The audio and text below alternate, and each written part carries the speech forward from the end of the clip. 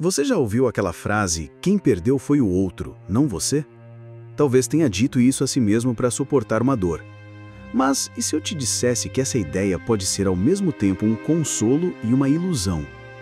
Neste vídeo, vamos mergulhar fundo em uma das experiências mais universais e difíceis da vida, a perda de alguém que desejávamos manter por perto.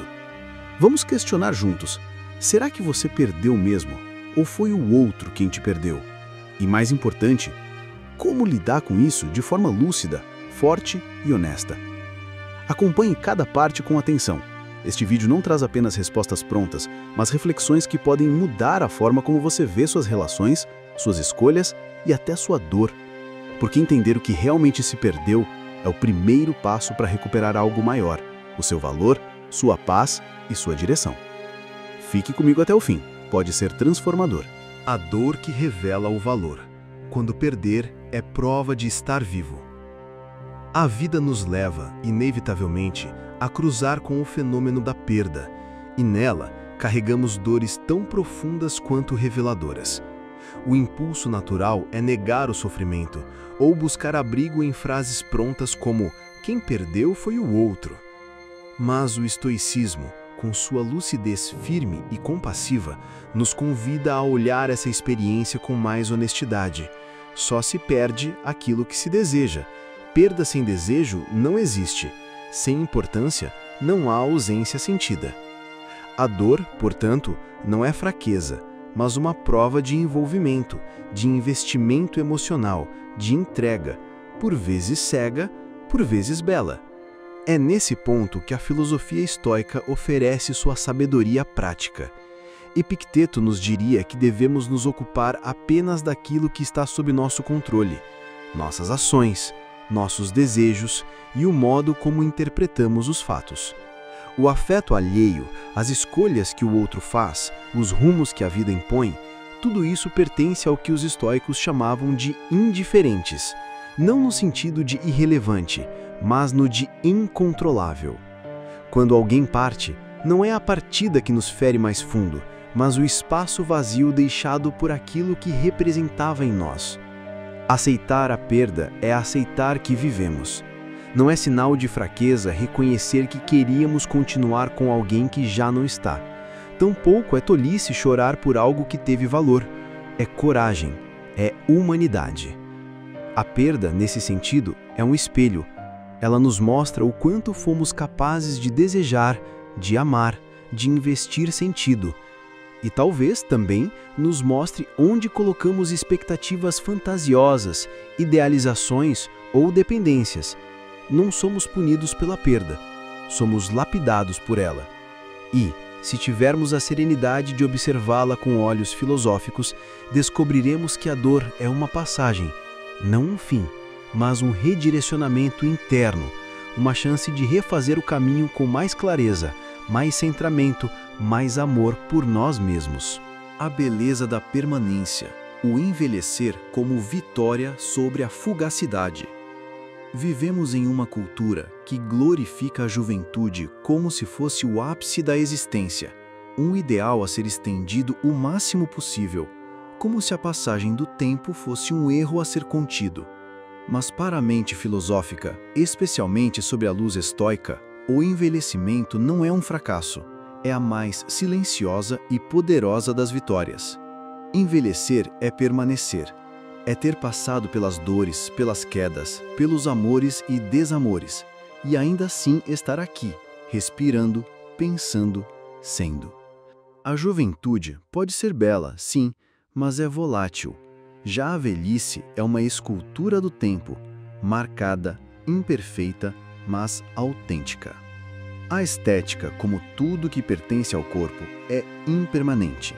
A pele enruga, os músculos cedem, os olhos perdem o brilho da novidade, mas para o estoico, isso não é motivo de lamentação, e sim de aceitação serena.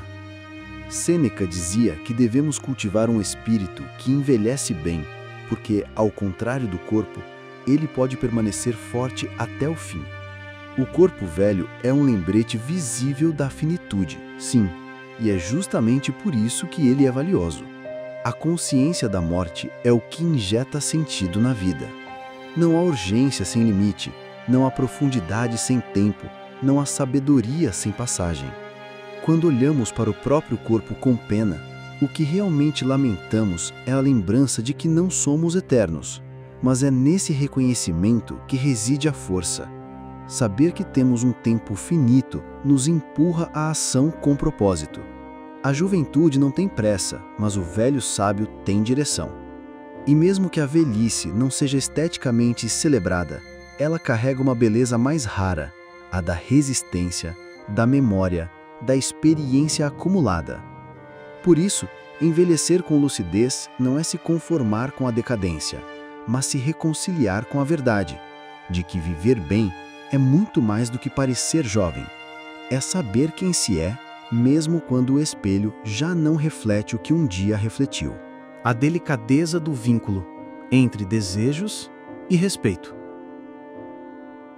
Toda relação humana é, em última instância, uma negociação entre subjetividades, um encontro entre mundos internos que jamais serão idênticos, mas que podem aprender a coexistir com respeito.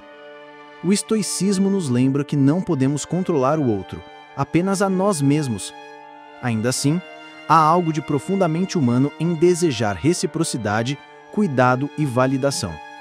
Quando esse desejo é negado, seja por palavras ríspidas, falta de consideração ou silêncio, nasce o incômodo.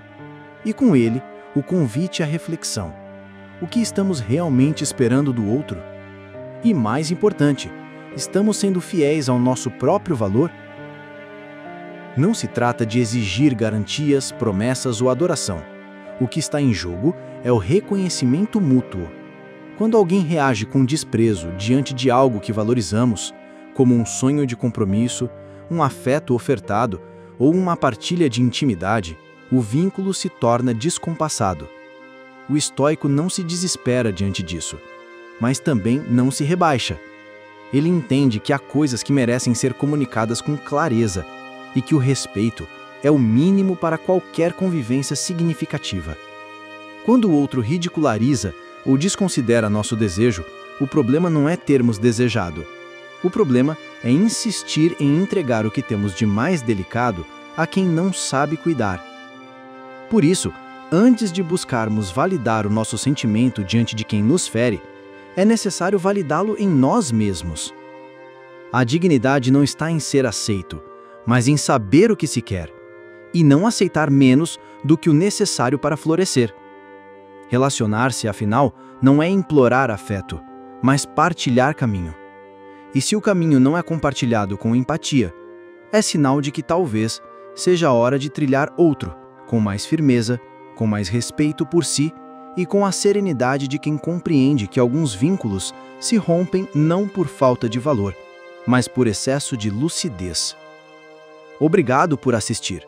Se esse conteúdo te tocou ou fez refletir, curta e compartilhe. Alguém pode precisar ouvir isso hoje. E agora, continue sua jornada clicando no vídeo que aparece na tela.